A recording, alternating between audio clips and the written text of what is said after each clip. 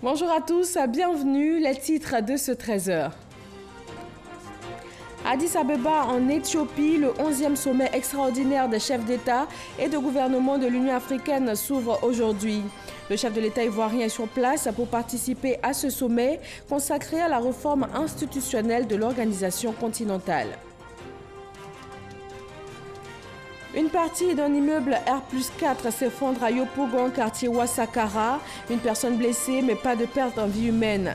Nous reviendrons dans ce journal sur les causes de ce nouvel effondrement d'immeubles dans le district d'Abidjan.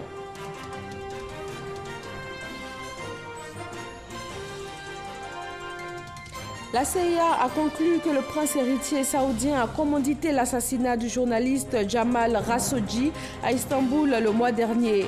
Une information qui contredit les récentes affirmations du royaume saoudien qui a totalement dédouané le prince héritier Mohamed Ben Salman.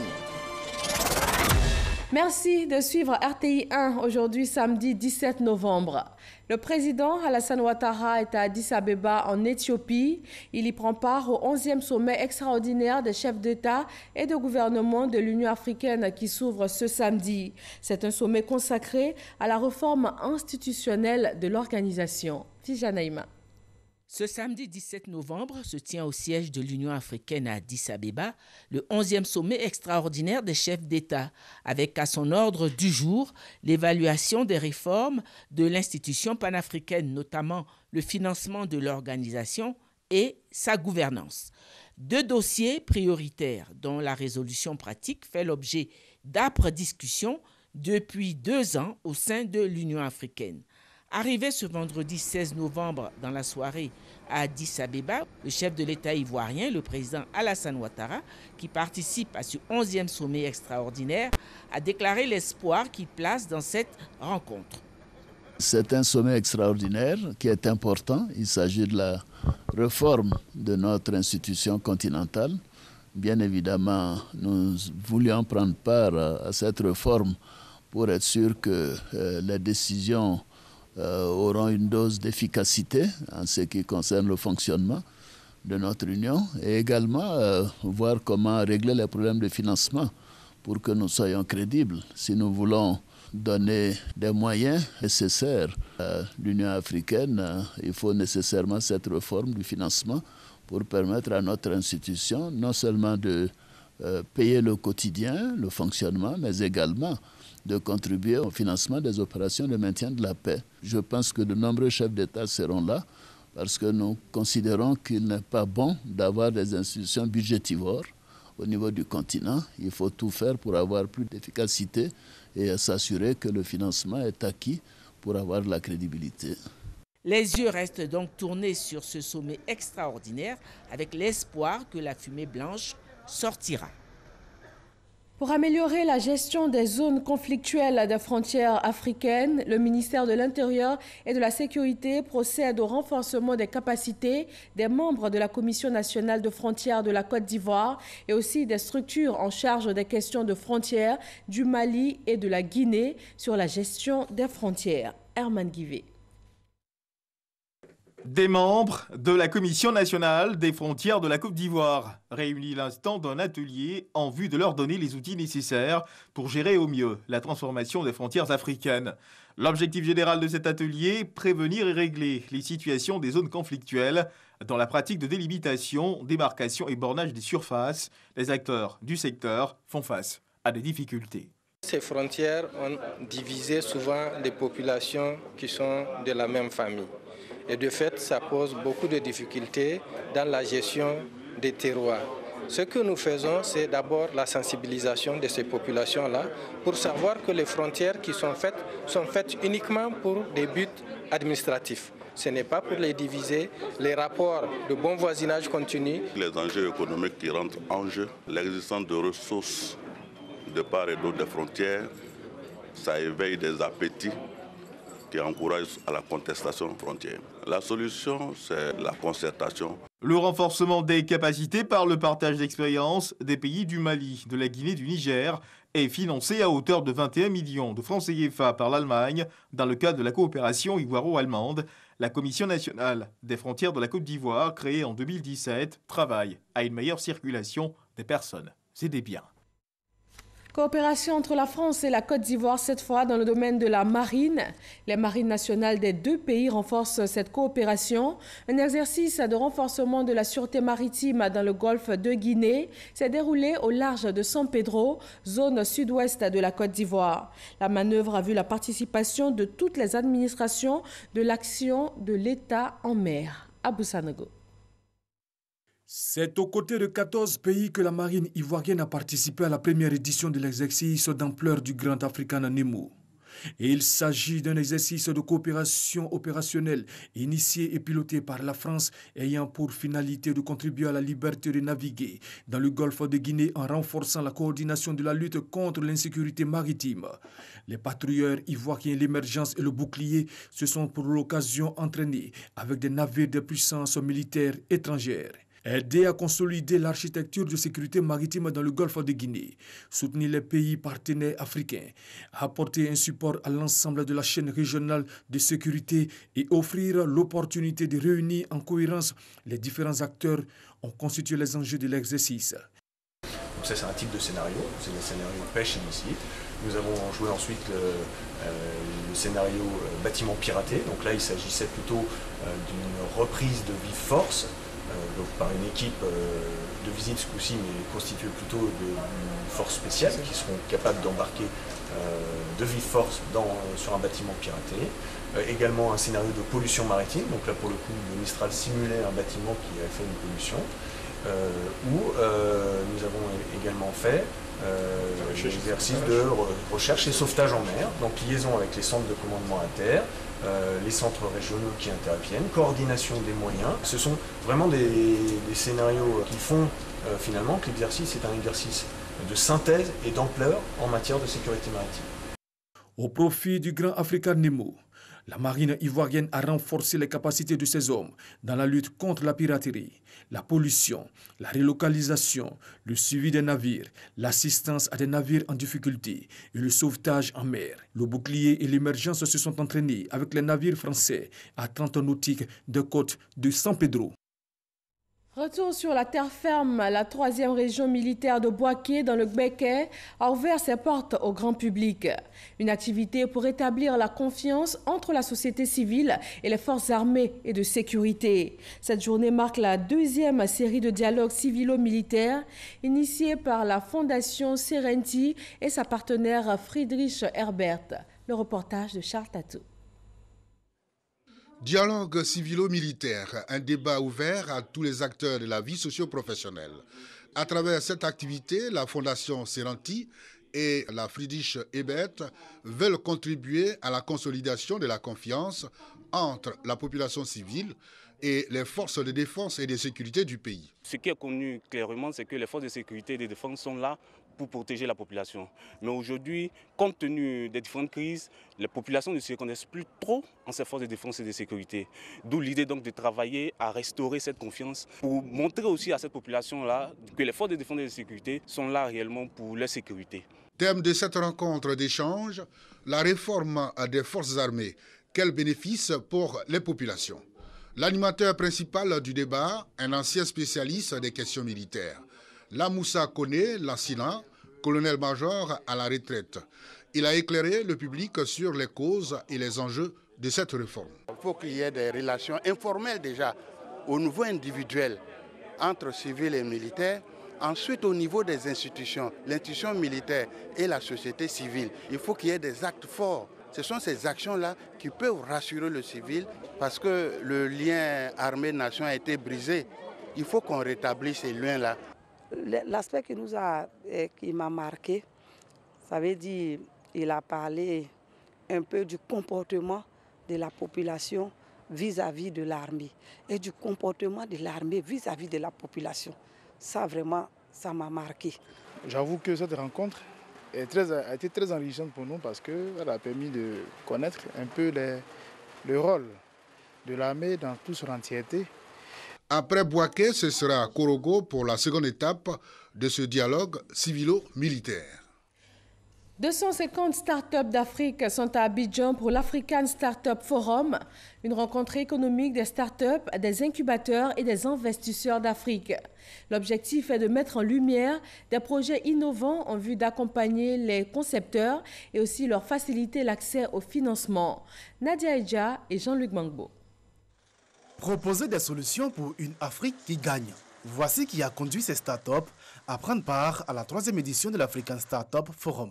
Nous avons mis en place notre pâte d'argile qu'on appelle Emboto, qui est 100% naturel, sans conservateur, sans stabilisateur, mais aussi et surtout est certifié sans aflatoxine. On a réfléchi comme ça. Comment réutiliser ces plastiques-là, ces bidons plastiques qu'on jette, ces ampoules économiques grillées qu'on met dans la nature, on les récupère et on compose une ampoule que les clients peuvent réutiliser à très basse consommation. Les parents africains, nos ancêtres, se soignaient par les plantes. Là, nous avons proposé la médecine traditionnelle que nous avons fait sous forme de gélules, la modernité. Environ 250 startups d'une quinzaine de secteurs d'activité réunis pour cet événement. Des expositions ventes, des partages d'expériences, des panels thématiques et un concours d'innovation récompensant 20 lauréats animeront ces 5 jours de forum. L'une des clés du développement de l'Afrique et de la réussite de l'Afrique, c'est par les startups. Et nous pensons que nous devons en tout cas nous battre pour que l'écosystème des startups en Afrique puisse être encore plus fort, puisse être encore plus développé pour permettre justement de régler ces questions qui minent nos économies. Rappelant les défis liés aux startups, le ministre de la Promotion de la Jeunesse, de l'Emploi des Jeunes et du Service civique a appelé à soutenir et promouvoir l'entrepreneuriat des jeunes. Face au dévouement et à la volonté de notre jeunesse, nous devons faire preuve de plus d'audace et considérer plutôt ces obstacles comme des opportunités afin d'offrir des solutions efficaces pour la promotion de l'innovation et de la technologie. L'entrepreneuriat des jeunes en Afrique et le développement des start-up contribuent à n'en point douter à la création d'emplois et à la croissance du continent. En 2017, les levées de fonds pour les startups financées en Afrique ont atteint 327 milliards 500 millions de francs CFA contre 13 100 milliards en Europe. Ce forum vise la découverte de nouvelles tendances et d'innovations sur le continent et c'est la même mission que s'assigne l'Africa Web Festival 2018. Ce rendez-vous des professionnels du web et du numérique est aussi un lieu d'échange d'idées, de partage de connaissances et de tendances sur le numérique. Cita Soro. Rendez-vous annuel des créateurs, professionnels du web, du numérique, des communicateurs du grand public, Africa Web Festival cette année aura lieu les 29, 30 et 1er décembre. Le thème retenu pour cette 5e édition, consolider la paix en Afrique par l'innovation et l'entrepreneuriat. Il s'agit de mettre le numérique au service de la paix et du mieux vivre. C'est de pousser les jeunes à chercher des solutions pour qu'on puisse, à travers l'innovation et l'entrepreneuriat justement, créer des entreprises pour régler ces questions d'autosuffisance alimentaire, ces questions d'adduction d'eau, ces questions de ville propre. 2 grands concours sont ouverts à l'occasion, celui de la start-up et de la vidéo. Les start-up, il s'agit de créer des entreprises via le web, des entreprises viables. L'ambition de Africa Web Festival, justement, c'est d'aider d'abord les jeunes à développer leurs idées, à concrétiser l'idée et à faire vivre l'idée. Le deuxième concours, c'est le concours vidéo. Il s'agit de reprendre la main. Quels sont ceux qui doivent produire les vidéos pour l'Afrique? Ce sont les Africains. Quels sont ceux qui doivent montrer le vécu quotidien de l'Afrique? Ce sont les Africains. Comme les autres années, il y aura à l'affiche des conférences, des ateliers, des panels, mais aussi des innovations. Nous allons faire des maisons, c'est-à-dire des espaces équipés d'ordinateurs et de chaises où les entreprises pourront venir donner des formations. Nous avons cette année, c'est une nouveauté, un espace code pour enfants. C'est un espace où on va apprendre aux enfants de 8 à 14 ans à coder. Ensuite, nous avons cette année fait un mobile film. Il s'agit de faire un film d'1 minute autour du thème « Consolider la paix ». En 2017, ce sont plus de 7000 participants qui ont pris part au festival provenant de 26 pays africains. On s'intéresse maintenant au 3e forum régional sur le renforcement du système de santé et les ODD, Objectifs du développement durable et la couverture maladie universelle. Il s'agit essentiellement d'aider les pays membres à accélérer la mise en œuvre de la couverture santé universelle. Astou Touré. Assurer une couverture maladie universelle est un défi majeur pour les 47 pays africains qui prennent part à cette rencontre d'échange d'expériences initiée par l'Organisation mondiale de la santé. Selon cette organisation, ces 10 dernières années, les résultats sanitaires dans la région africaine sont en amélioration constante. Le challenge à présent, c'est l'instauration d'une couverture santé universelle. Il y a une feuille de route. Il s'agit concrètement d'accélérer cette procédure-là. Ça servira à la Côte d'Ivoire parce qu'elle bénéficiera de l'expérience des autres pour aller de l'avant.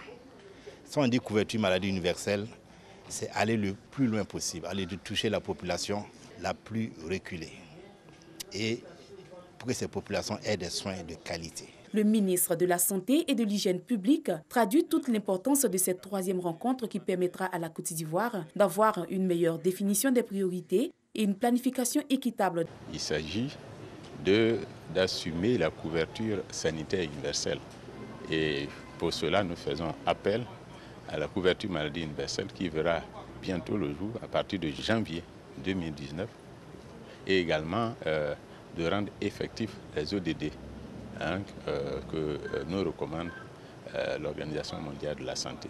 Ce sont les préoccupations aujourd'hui du gouvernement ivoirien sous l'autorité du président de la République. La précédente rencontre a eu lieu en 2017 à Brazzaville. Et cette rencontre d'Abidjan permettra aux États membres de planifier des investissements réalistes et durables pour la fourniture de services de santé complets et intégrés aux populations de manière équitable et efficace. Pendant ces jours-ci, chaque pays est venu prendre la feuille de route pour la couverture santé universelle et les ODD. Donc, il est question pour chaque pays de rentrer maintenant avec cette feuille de route pour pouvoir mettre en pratique tout ce qui a été dit, tout ce qui a été fait. La rencontre a pris fin ce vendredi 15 novembre 2018 et le prochain forum est prévu pour novembre 2019. La Confédération des organisations des personnes handicapées de Côte d'Ivoire milite pour davantage de droits et d'attention en faveur des personnes vivant avec un handicap, surtout pour les 50 000 enfants dans cette situation qui frappent à la porte des écoles sur l'ensemble du territoire national. Amadou Ouattara. Mobiliser de nouveaux appuis nationaux en matière de handicap et souhaiter de meilleures pratiques en faveur des personnes vivant avec handicap, c'est le combat que s'assigne la Confédération des organisations des personnes handicapées de Côte d'Ivoire, COPHCI. Cette organisation salue les efforts déjà consentis par le gouvernement ivoirien, mais elle souhaite davantage de droits pour les personnes vivant avec handicap, surtout pour les 50 000 enfants dans cette situation qui frappe à la porte des écoles. La question de l'employabilité des personnes handicapées est une réalité. Une personne handicapée, quoique ayant des diplômes, vraiment a d'énormes difficultés pour avoir un emploi. On a eu la faveur de l'État qui allait dans ce sens-là afin de nous accorder le document dérogatoire. Il faudrait que la question de l'accessibilité soit abordée de manière franche et que déjà les structures publiques telles que les banques, les hôpitaux et autres là, intègrent dans leur plan de développement la question de l'accessibilité. Revendiquant plus d'1 million de membres répartis sur l'ensemble du pays, la COPHCI vient de restituer les informations relatives aux droits des personnes handicapées.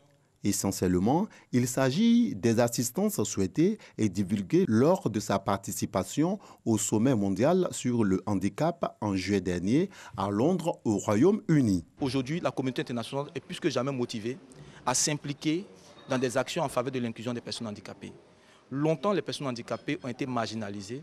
Aujourd'hui, il y a un mouvement international qui se lance en faveur de l'inclusion et cela est à saluer. L'une des activités les plus marquantes de ce sommet reste la signature de la Charter for Change. Ce document d'une page donne des directives précises sur la Convention des Nations Unies relative aux droits des personnes handicapées, dont un point signale que toute discrimination fondée sur le handicap est une négation de la dignité et de la valeur inhérente à la personne humaine. Direction la commune de Yopougon, un immeuble s'est en partie effondré à Ouassakara, Nouveau-Sable. Le bâtiment R+4 avait commencé à se fissurer depuis un certain temps, selon ses habitants. Aucune perte en vie humaine, mais une personne a été blessée. Abou Sanogo. Grosse frayeur dans la commune de Yopougon-Ouassakara, Nouveau-Sable. Un pan d'un immeuble R+4 comportant une dizaine d'appartements s'est partiellement effondré en début de soirée.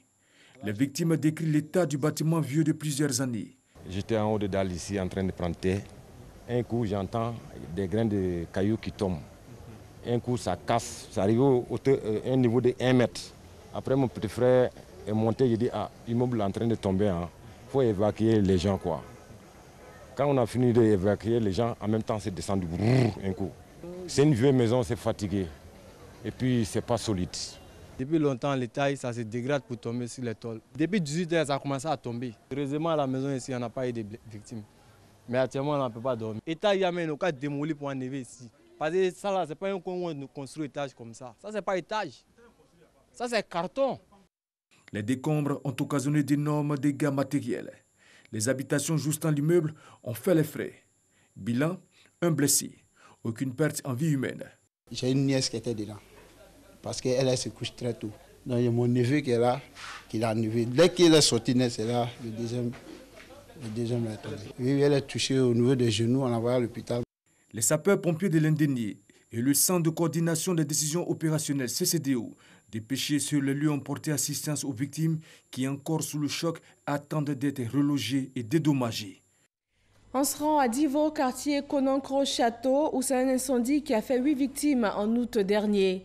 Le ministère de la Solidarité, de la Cohésion sociale et de la lutte contre la pauvreté est allé transmettre le soutien de la nation. Les familles endeuillées ont reçu 5 millions de francs CFA afin de faire face aux charges funéraires. Moussa Koulibaly et Abou Sanogo. Une poignée de main pour apporter du réconfort.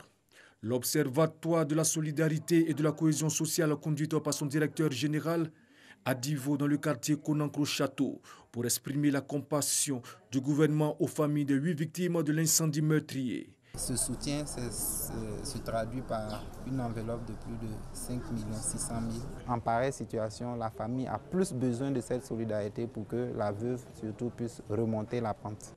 Malgré la douleur, la veuve Nguessan Chantal a eu des ressources pour exprimer sa reconnaissance à l'endroit du gouvernement pour tous les efforts après le drame. Il faut dire que depuis ça s'est passé, ils ne nous ont pas laissé. Ils sont tout le temps là, ils ne nous ont pas laissé.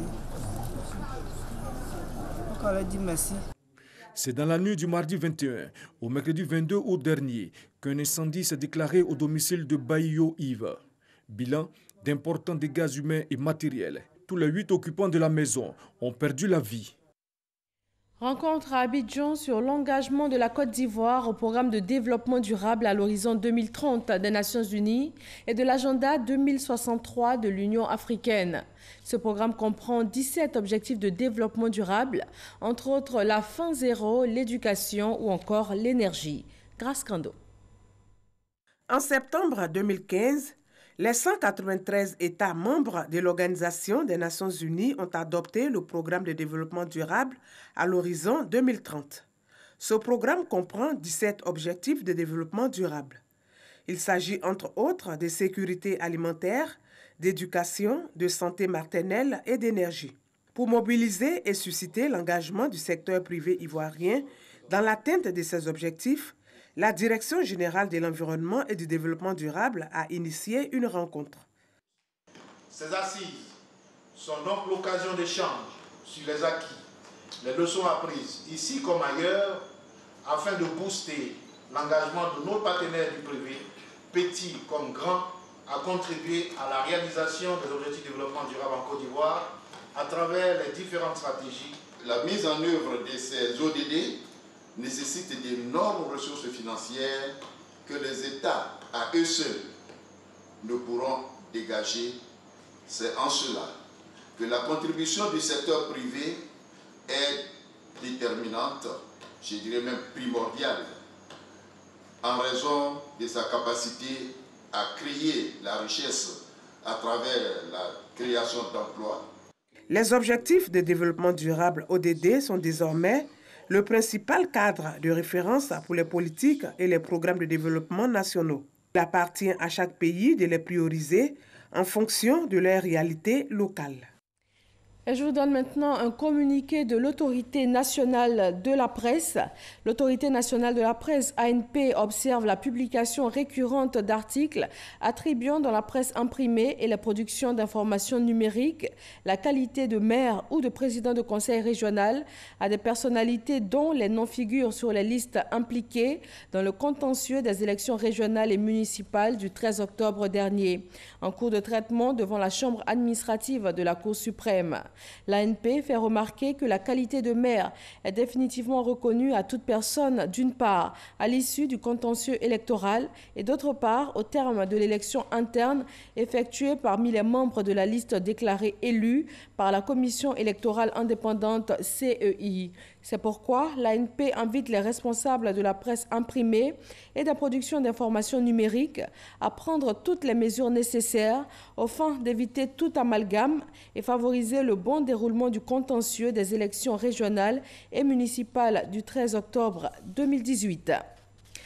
Une féminité amputée, c'est un livre qui met en exergue les méfaits de l'excision. Malgré leur interdiction en Côte d'Ivoire depuis 1998, les mutilations génitales de la petite fille continuent de sévir, notamment dans la région du Hambol, d'où l'auteur Adeline Camara est originaire. La dédicace de cette œuvre engagée avec Astou Touré. Une fois de plus, un engagement, un cri de cœur pour dénoncer un phénomène qui est su, mais qui continue de faire des millions de victimes dans le monde. L'excision. Cet acte affreux et terrifiant, Kaunam l'a connu. Kaunam, c'est le personnage principal de cette œuvre de 104 pages intitulée « Une féminité amputée ». L'œuvre relate le parcours d'une orpheline qui, très tôt, à l'aurore de sa vie, fait l'amère expérience de l'excision, du viol et des abus sexuels. Adeline Camara, auteure de cette œuvre, touche à plusieurs thématiques. La scolarisation de la jeune fille, la maltraitance, les fistules obstétricales. Mais au-delà de la chair, Adeline s'attaque également à l'excision de la langue, les abus sexuels. Un phénomène su, mais tue. Au-delà des lignes, elle mène une réflexion sur les us et coutumes de sa région, le Hambol. En 12 chapitres, elle exprime sans équivoque les méfaits des mutilations génitales de la jeune fille dans le seul but de mettre fin à ce cycle infernal. C'est un témoignage, c'est un fait réel. Depuis 1998, on a voté une loi pour que l'excision puisse s'arrêter, que le gouvernement fasse plus. Comptable de formation, des chiffres, Adeline Camara passe aux lettres. Une féminité amputée est sa première œuvre. Au Tchad, les élections législatives annoncées pour novembre 2018 n'auront pas lieu encore cette fois. C'est un scrutin qui a déjà été plusieurs fois repoussé depuis 2015 par manque de moyens financiers selon le président Idriss Déby Itno. Cette fois, selon le Centre national de dialogue politique, le report est dû à d'importants retards dans l'organisation du scrutin. Pour cet organe composé de membres de la majorité et de l'opposition mis en place en mai dernier, il est nécessaire d'obtenir un consensus sur les modalités du scrutin pour organiser des élections apaisées. La CIA a conclu que le prince héritier saoudien a commandité l'assassinat du journaliste Jamal Khashoggi à Istanbul le mois dernier, rapporte vendredi le Washington Post. Et cette information divulguée par ce journal où collaborait régulièrement le journaliste critique de Riyad contredit la récente affirmation du royaume saoudien qui a totalement dédouané le prince héritier Mohammed Ben Salman. Et pour terminer, un communiqué du ministère de l'Emploi et de la Protection sociale qui porte à la connaissance des populations vivant en Côte d'Ivoire que le mardi 20 novembre 2018, lendemain de la commémoration du Maolid, anniversaire de la naissance du prophète Mahomet, est déclaré jour férié et chômé sur toute l'étendue du territoire national. Merci à tous de votre attention. Rendez-vous à 20h sur RTI 1 avec Marie-Laure Ongoran et demain 13h, Hamza Diaby. Très bon week-end à tous.